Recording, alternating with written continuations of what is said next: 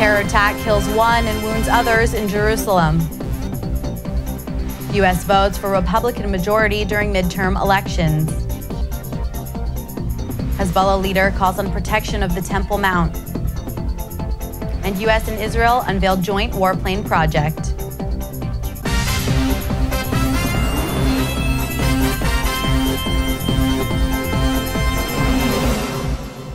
Shalom and welcome to the Jerusalem Post News. Here are your headlines for Wednesday, November 5th. A Palestinian man drove into a crowd of pedestrians on Wednesday in Jerusalem, killing one of them. Police said that the driver swerved his vehicle into the light rail station on the corner of Bar Lev and Shimon HaTzadik streets.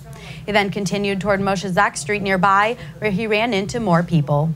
After crashing the car, he emerged from the vehicle with a metal crowbar and began to attack people nearby.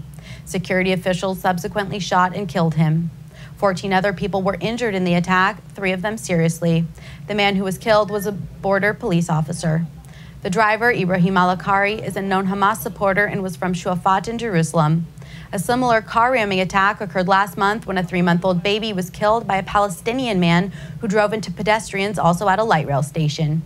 Earlier in the day, police were forced to seal off the Temple Mount to visitors after dozens of Palestinian rioters hurled stones and shot fireworks at security forces in the vicinity.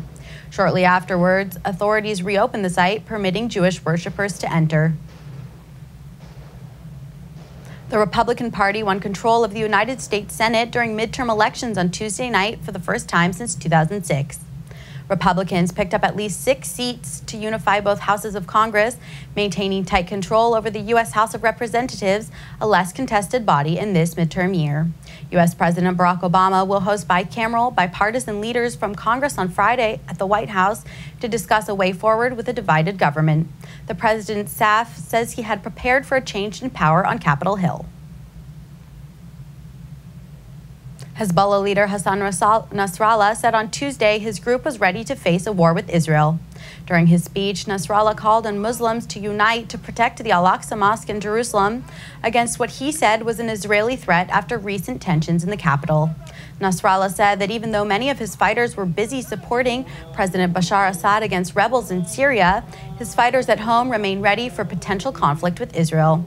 He repeated that his group had rockets that could reach any part of Israel and that although the chances of war were slim, the group was ready.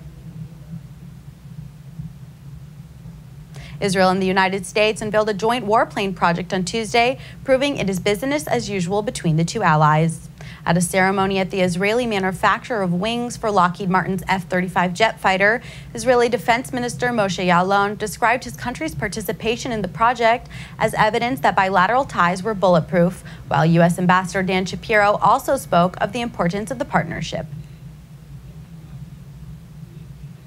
This is a time to say it once more, loud and clear.